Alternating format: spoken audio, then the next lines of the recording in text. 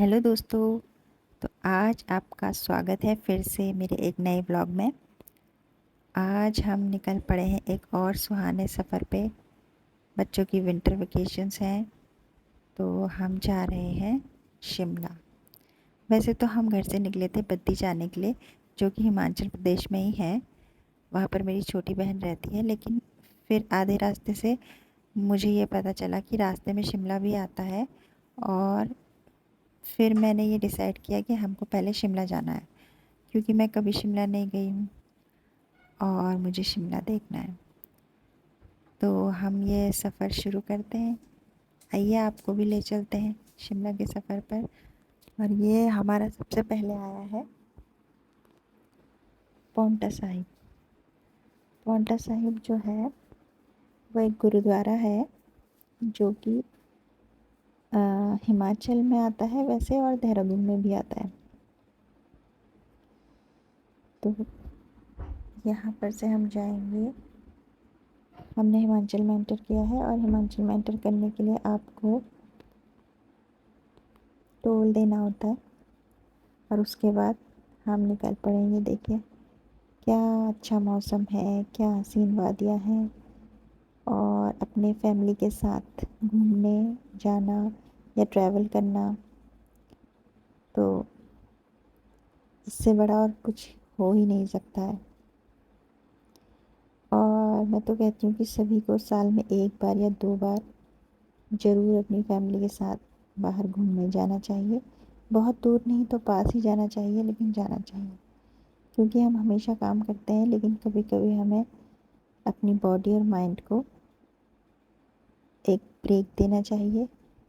इससे बॉडी और माइंड जो होते हैं वो रिफ़्रेश हो जाते हैं फिर से ज़िंदगी की लड़ाई लड़ने के लिए। तो ये देखिए, रंगीन मौसम का नज़ारा देखते हुए हम आगे बढ़ रहे हैं। और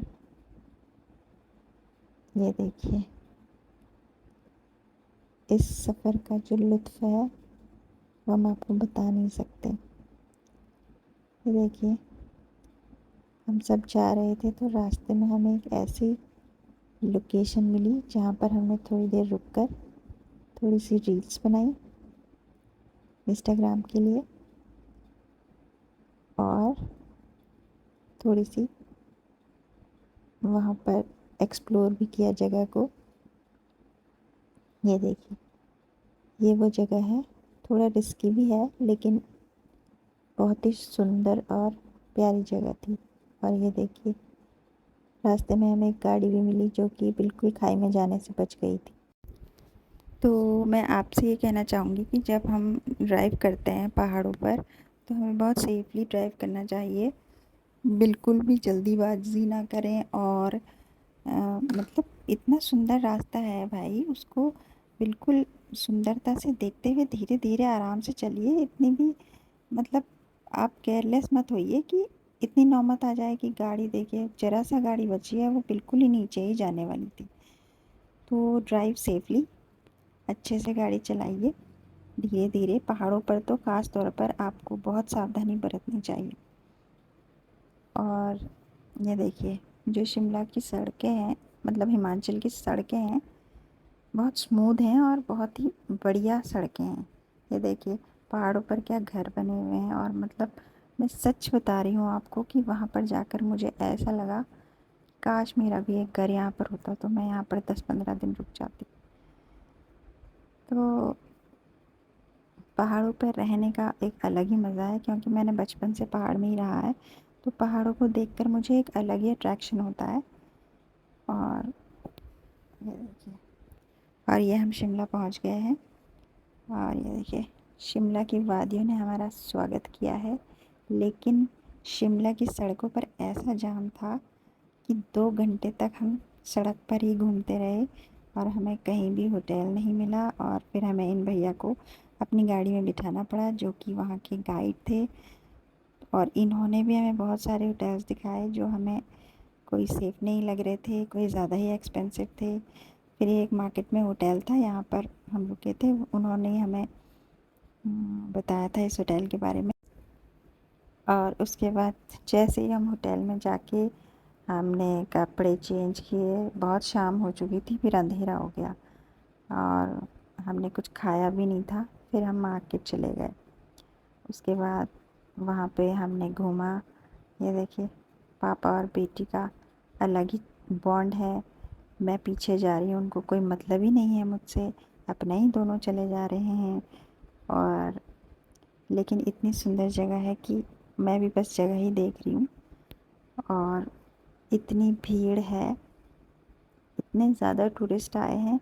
गर्मी का मौसम है और लोगों को यहाँ का मौसम अपनी ओर खींच लाता है। और मौसम के साथ साथ जगह की खूबसूरती भी है। तो जब आप घर से बाहर निकलते हैं ना, तो आप मतलब उस समय के लिए एक अलग ही दुनिया में पहुंच जाते हैं। और मतलब मुझे तो ये लगता है कि पता नहीं, मैं जन्नत में हूँ जैसे। इसके बाद हम गए थे शिमला के फेमस चर्च में और वहाँ पर हो रहा था लाइव म्यूज़िक। आप भी सुनिए।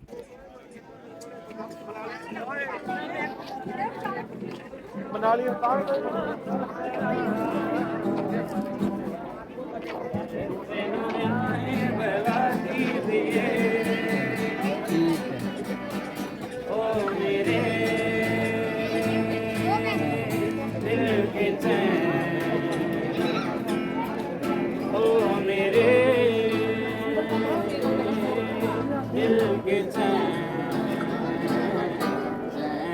मेरे दिल को दुआ कीजिए।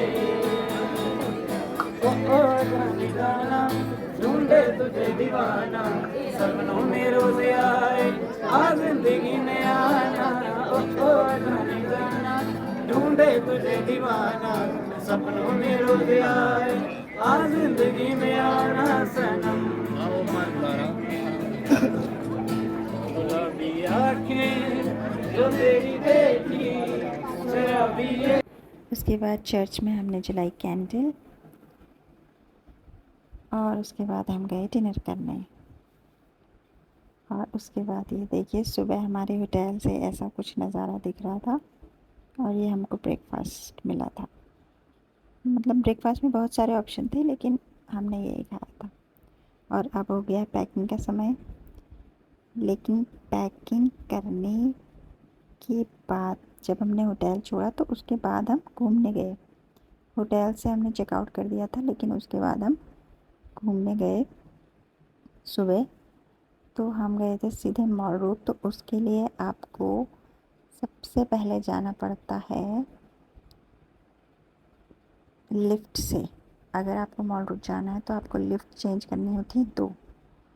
तो पहले आपको टिकट लेना होता है, एक लिफ्ट में बैठना होता है, फिर वहाँ से आपको फिर से एक और लिफ्ट लेकर मॉल रोड आना पड़ता है। ये देखिए, हम चर्च पे आ गए। यहाँ पे हमने थोड़ी सी फ़ोटोज़ क्लिक करवाई। फिर हमें वहाँ दिखा था मैकडी, जहाँ से हमने खाया था बर्गर। उसके बाद हम गए थे जाकू टेम्पल, जहाँ जाने के लिए टैक्सी मिलती है। लेकिन जो शेयरिंग टैक्सी होती है उसमें इतनी भीड़ होती है कि आपकी बारी तो सालों साल तक नहीं आएगी। तो हम भी पैदल ही जा रहे थे, लेकिन फिर हमें एक कार मिल गई थी जिसे हमने बुक किया।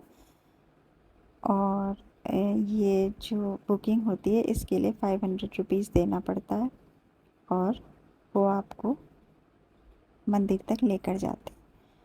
लेकिन जो मंदिर तक ये लेकर जाते हैं वो रास्ता बहुत ही खड़ी चढ़ाई का है और बहुत ही रिस्की है। ये आप देख सकते हैं कि कितनी खड़ी चढ़ाई है, बिल्कुल एकदम स्ट्रेट। तो नज़ारों के मज़े के साथ साथ थोड़ा डर भी लगता है और थोड़ा रिस्क भी लगता है। लेकिन आप घूमने आए हैं तो थोड़ा रिस्क तो लेना ही पड़ता है। और घूमने जाने में मज़ा भी तो आता है ना, इसलिए ये देखिए। वैसे नैनीताल में भी ऐसा ही होता है, ऐसी ही सड़कें होती हैं और ऐसे ही वहाँ पे गाड़ी चलाई जाती है। तो ऐसी कोई उनके लिए बात नहीं रहती, वो उनके लिए ये रोज़ का काम होता है और उनको बहुत प्रैक्टिस होती है। मंदिर पहुँच गए हैं और मंदिर पहुँचने के बाद भी या तो आप सीढ़ी से जा सकते हैं और या तो फिर ये एक्सीलेटर से जा सकते हैं। तो इसका भी टिकट लेना होता है। तो हम एक्सीलेटर से गए थे क्योंकि हमें पता नहीं था कि कितनी सीढ़ियाँ हैं। और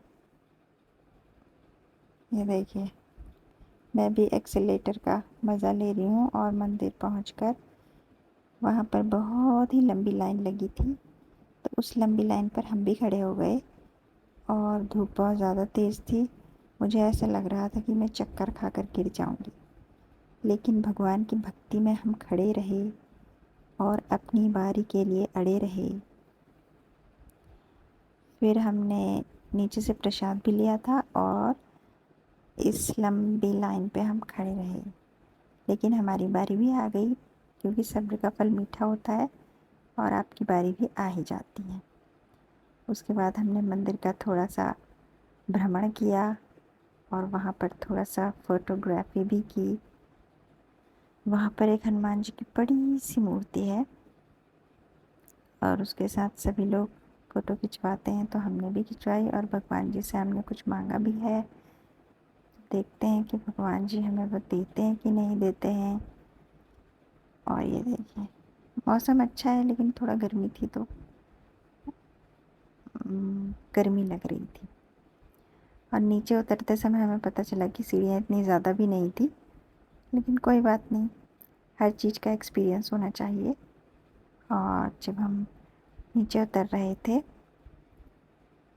तो तब हमें ये बात पता चली। और ये भैया हमारा वेट कर रहे हैं, हम वापस गाड़ी में बैठ चुके हैं और अब हम जा रहे हैं नीचे की तरफ वापस। और ये कार का सफ़र ज़्यादा लंबा नहीं था, भैया ने हमें थोड़ी ही दूरी पर उतार दिया और उसके बाद उतरकर मैंने एक रील बनाई। उसके बाद हमने पैदल मार्च का आनंद लिया और हम पैदल मार्च हमने वहाँ तक किया जहाँ से हमने टिकट लिया था लिफ्ट का। तो वहीं से वापस हमने लिफ्ट का टिकट लिया और हम नीचे वापस 2 बार लिफ्ट चेंज कर आ गए। और यहीं पर हमारी कार जो थी वो पार्किंग में खड़ी थी और यहीं से कार में हम बैठे और बद्दी की तरफ चल पड़े। रास्ते में हमने खाई टेस्टी टेस्टी मैगी।